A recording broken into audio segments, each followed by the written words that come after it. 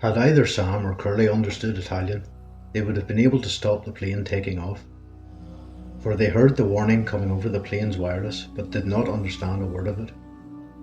Not till they saw the doctor turn and begin trying to scramble back into the plane, while the pilot opened up his engine so quickly that bursts of black smoke belched from his exhaust ports, did they realise that something had gone wrong. The Breda began to move, her engine under full boost, screaming away.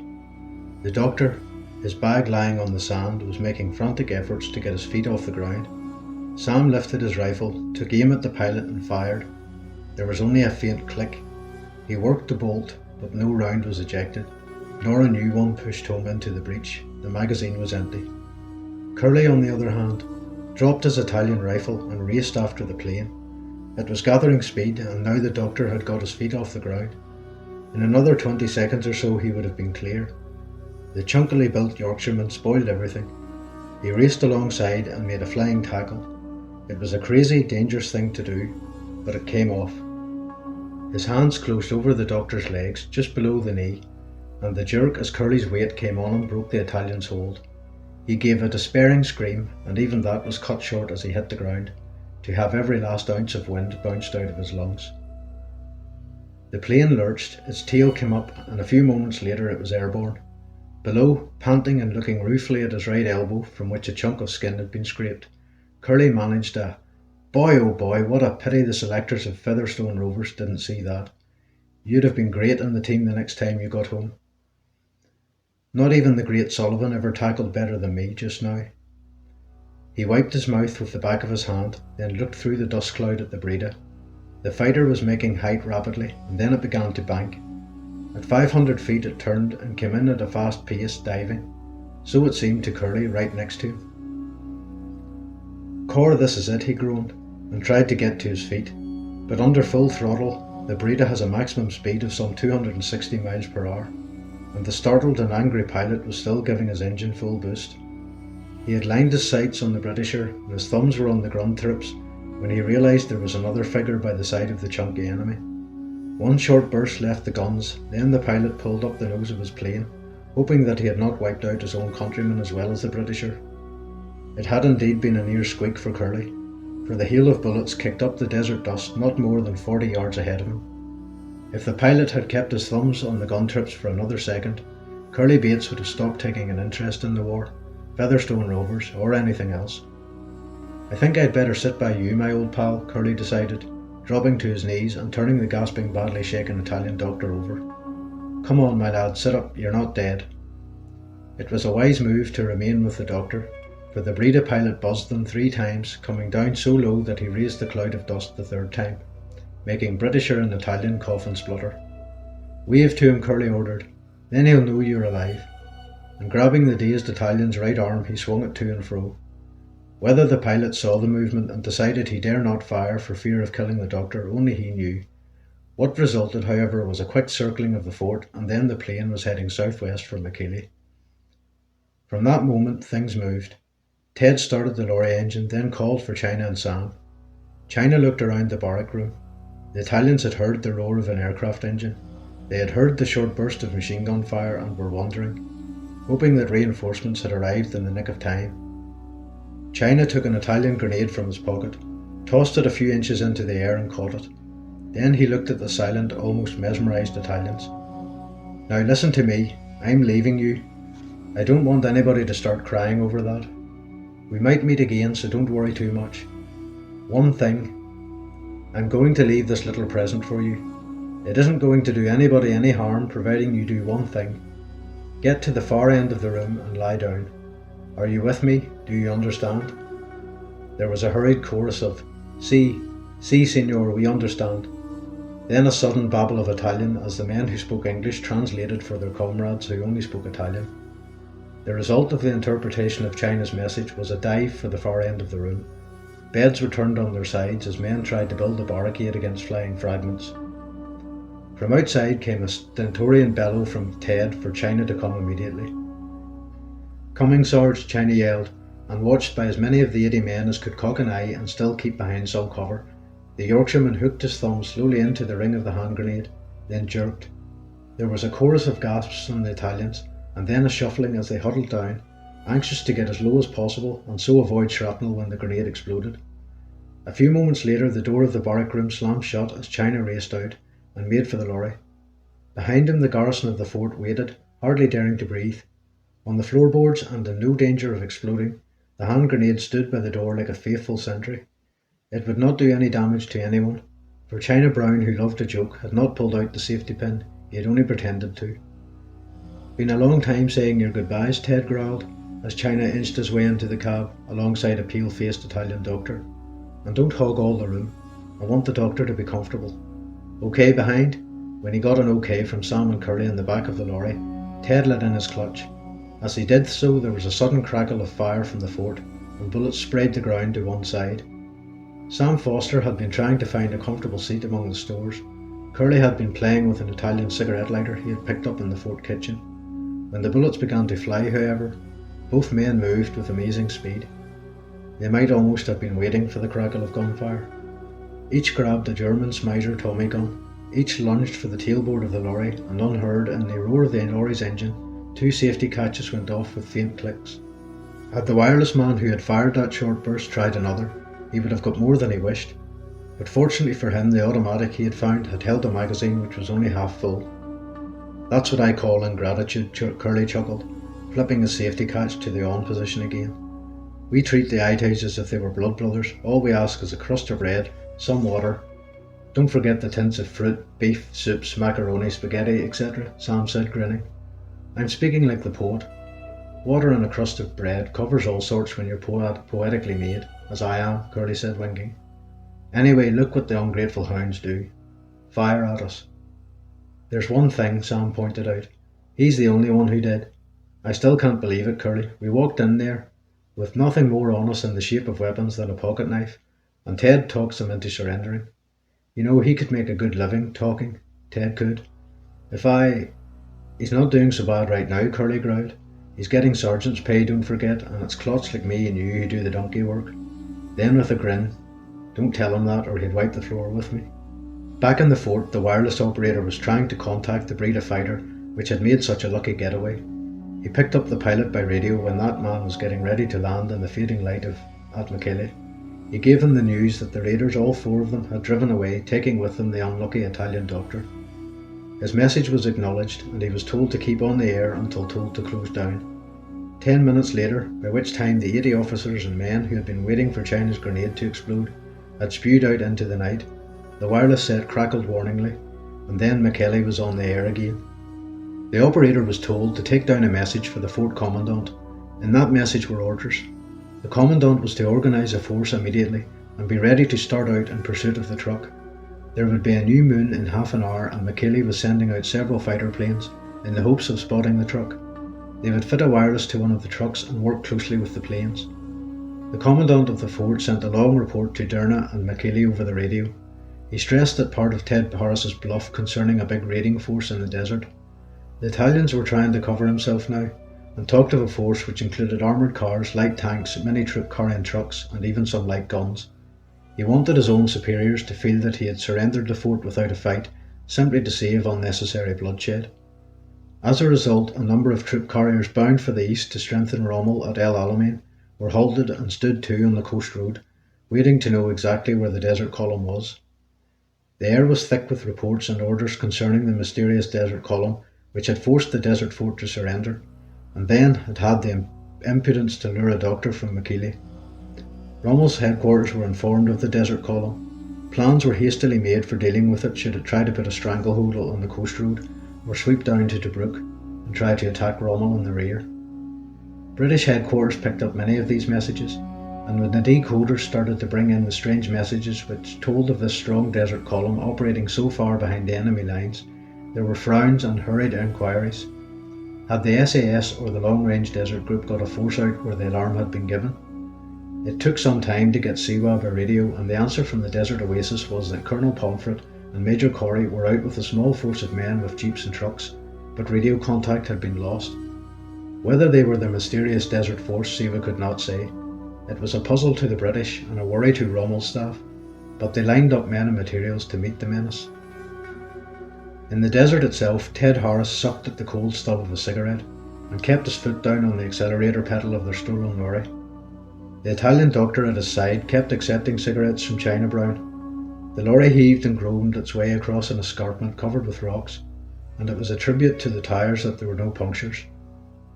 It was when they got off the escarpment and were within a few miles of the wadi where they had left Major Corey that the moon came up. The darkness slowly grew less, and soon they could see the shadow of their lorry. "Good thing nobody's following," China yelled. "I bet you can see a mile ahead.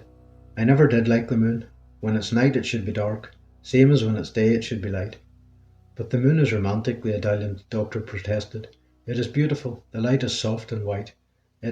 When there's a war on, I like the nights to be dark," China growled. "I don't want anything romantic. What do you say, Ted?" "Are you speaking to me, Private Brown?" Ted asked heavily. "Oh, yes, sorry, Sergeant Harris," China said scoffingly. "I'm kind of forgetting myself. I suppose... Hey, what's that?" That was a flare, dropping slowly from the sky, and little more than 100 yards ahead of them. Ted swung his lorry round at right angles and rammed his foot down even harder on the accelerator. It was the instinctive action of a well-trained soldier, and it saved them all, for the twin-engine Breda fighter, which had been lucky enough to see them in the moonlight, had dropped a flare, then lined up for a run over them. Its machine guns crackled, unheard by those in the lorry, but the flickering spars of flame from the gun muzzles were seen by Curly and Sam, who had nipped smartly to the back of the lorry when Ted changed direction so abruptly. The plane banked steeply, got behind the lorry again, and once more came in, diving shallowly and aiming for the dark blob on the moonlight desert below. It was then that Sam and Curly went into action. Their Smiser automatics crackled in chorus. Some of the shots were good, but the second part of his twin bursts went well wide, for Ted had swung his wheel round again, making the lorry lurch and groan under the strain. For the next 20 minutes a dangerous game of cat and mouse was played, with the lorry as the mouse. The Breda pilot and his observer had every advantage, for they could see the shadow of the lorry on the moonlit desert below. Sam and Curly, strain their eyes though they did, could see nothing of the plane except an occasional pink glow from the exhaust ports, by which time the plane was out of range for their Smisers. Finally Ted braked the lorry to a stop and yelled, "Get ready to drop off the back, lads. You'll take with you water and that trestle table. I'm going to keep this eye-tie pilot busy. When I stop next time, you hop over to the wadi, take the doctor and get him cracking on the Major. As soon as possible I'll come over. If we buy it from the plane, the best of luck, okay?" "Okay," Curly and Sam answered in chorus. Ted started the lorry moving again, and swung it sharply at right angles. He seemed to know by instinct when the pilot above was going to attack.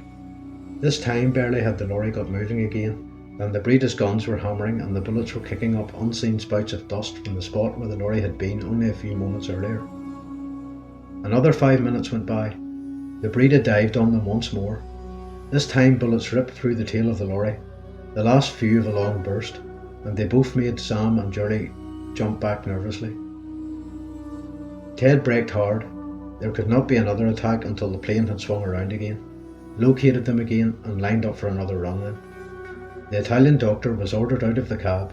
Sam and Curly dragged the trestle and folding table out, and 2 jerry cans of water. "See you later then," Ted shouted, and scrambling back into the lorry, got her moving once more. Sam, Curly and the Italian doctor stood for a few moments looking into the starlit sky. They could hear the sullen drone of the twin-engine Breda. They could hear the roar of the truck, but could see neither. It was only the shadow of the lorry which gave it away to the men in the plane. Its hood blended well enough with the desert, but shadows are black whether in the desert or on a country road. Sam and Curly consulted their shirt button compasses, decided on a route, and hoped Ted had been right in thinking they were not more than a mile or so from the wadi. The Italian doctor was sceptical. "I think we shall find when the sun rises that we are lost," he murmured.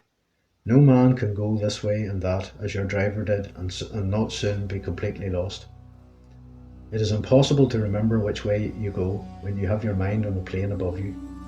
"Hark at him," Curly scoffed, and went on confidently.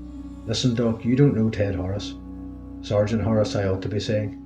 Give him the word impossible, he just kicks the first 2 letters off at sea." No, I do not see," the puzzled doctor admitted. "What have 2 letters on a word to do with getting lost in the desert? I do not see it." "You said it was impossible not to get lost. I say Sergeant Harris just takes the 2 letters, I and M, off the word, and see, he makes it He makes impossible possible. How's that sound, Sam? Clever, eh? Oh, it is clever, the Italian admitted, smiling. But I shall be very surprised if it is also true. You don't know Ted, we do, Sam said pointedly. Now, if you'll take one corner of the table, I'll take the back. Curly can take the other corner to you. We'll put the jerry cans and your box of tricks on the table. That'll be the easiest way to handle the stuff. They started to walk north in the direction of the African coast, and just 25 minutes after beginning their trek, they struck the mouth of the wadi. Even Curly had to admit that he had not expected to be so near. The Italian was sceptical. It is a wadi, yes, he said, but is it the right one? That is the test. 10 minutes later, the Italian had to admit that Ted Harris knew his way across the desert. They found the little cave that had been dug out of the side of the wadi, and Major Corey was there, still managing to be cheerful. They drew him gently into the open and laid him on the trestle table. What's all this for, Foster? He asked. You, here, don't tell me you've got a doctor. We have, sir, Sam said proudly. An Italian doctor complete with his bag of tools, that is, his instruments. Doc, come and be introduced to the Major. The Italian had been laying out his instruments. He had told Curly he needed boiling water to sterilise the shining array of scalpels, tweezers and the other impedimenta of the surgeon's profession. You're a doctor, Major Corey asked.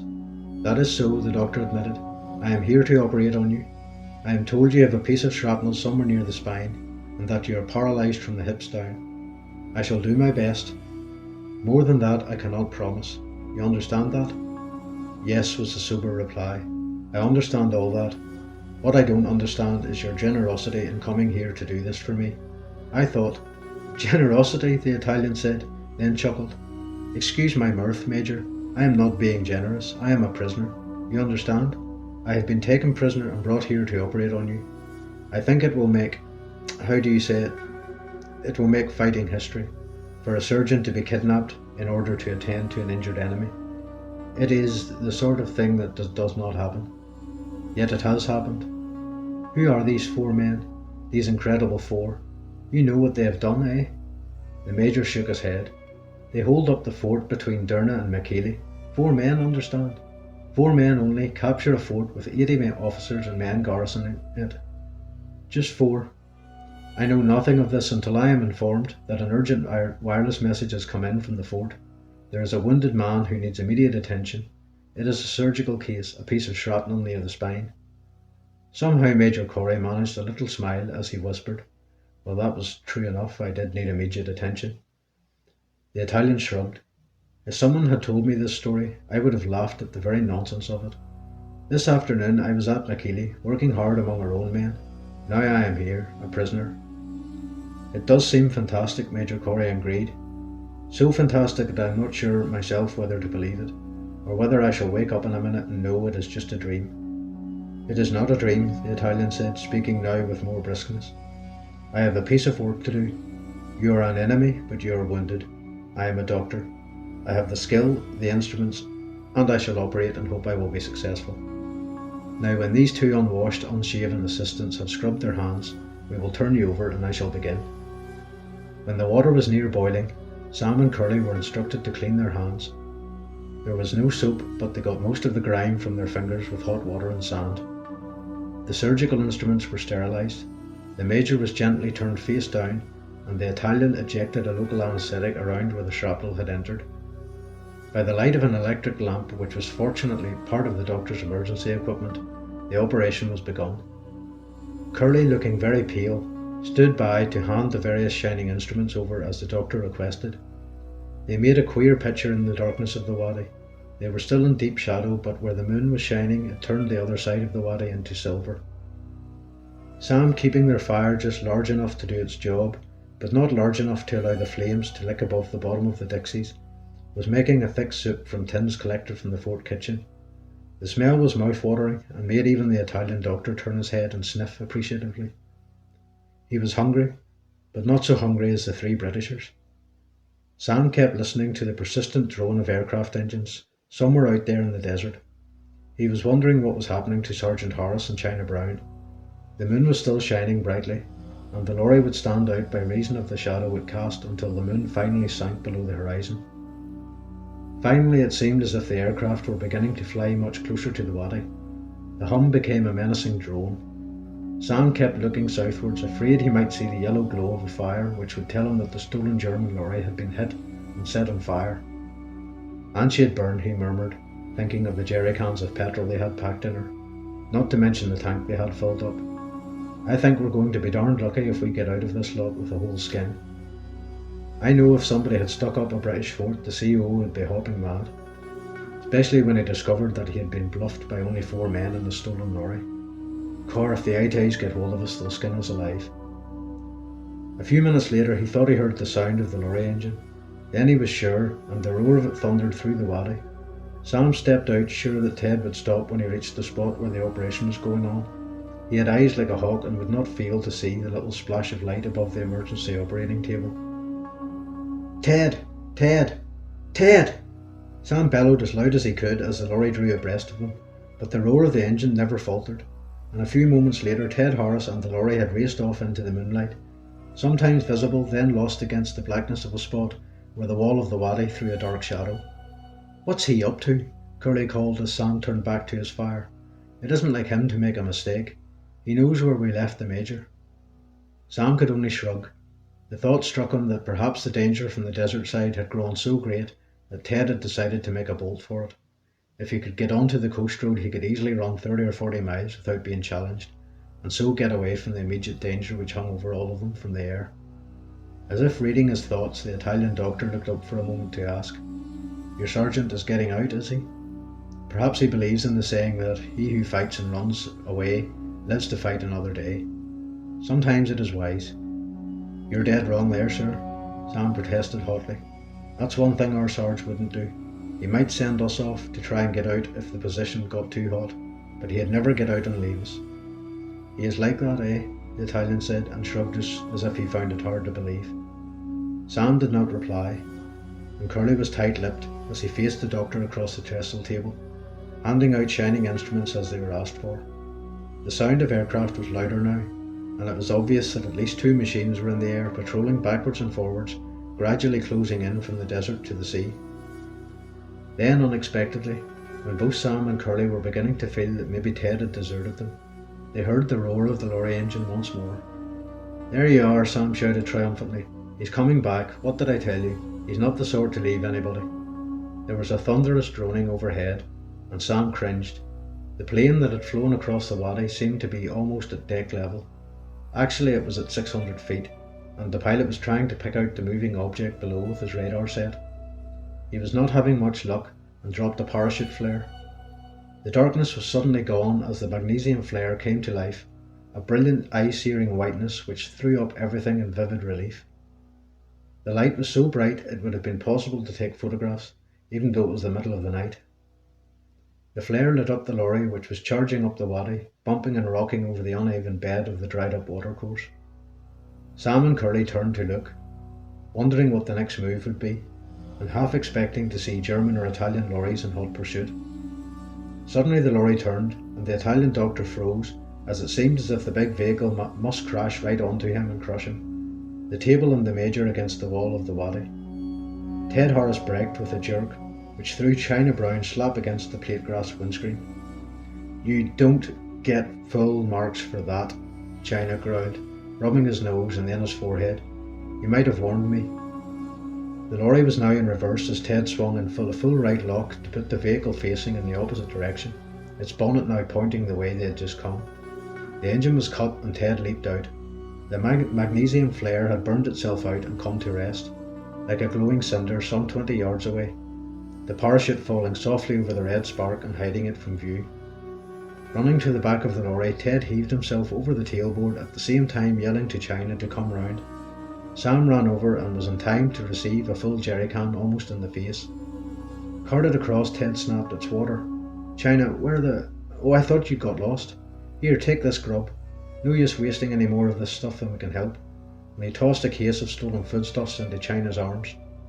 He was leaning over to lower another jerrycan of water to the ground when the silence was broken by a sound familiar to each one of the fighting 4. It was the whine of a bomb or a stick of bombs coming down. Sam Foster had just put the jerrycan of water down near the fire, but looked up as there was a sudden thunderous bellow of aircraft engines above the wadi. The pilot who had dropped the bomb had employed the silent approach technique, cutting his engines until he had released his bombs. It meant that those below had the least possible time to take cover. "Look out," Sam yelled. "This is for us." He flung himself down, but even as he did so, he had a clear-cut picture of two men. They were Curly Bates, the chunkily built yongsherman, and the Italian doctor. They were standing on opposite sides of the trestle table. Between them, lying absolutely still, was Major Corey. He was face down, and the operation to remove the piece of shrapnel from close to his spine was only half done. Sam hit the ground and started to heave himself to his knees the moment he was down. In the past it had been the cause of many a jeering laugh, the speed with which Curly went for cover when the bombs started falling. Now he was not moving. He had stiffened, and there was a frown on his dirty face. He was holding on to the table, waiting for the bomb blast, and trying to make sure that their flimsy trestle on which lay the helpless Major was not blown over. A nasty fall now could mean the end of the wounded man. The Italian doctor, too, was also standing stiff-legged, but he was bent over Major Corey, his arms spread in an effort to shield the prostrate figure from any flying fragments of bomb. As Sam got to his feet, suddenly feeling ashamed of his attempt to get out of the way of possible injury, there was a terrific crump and the bomb exploded.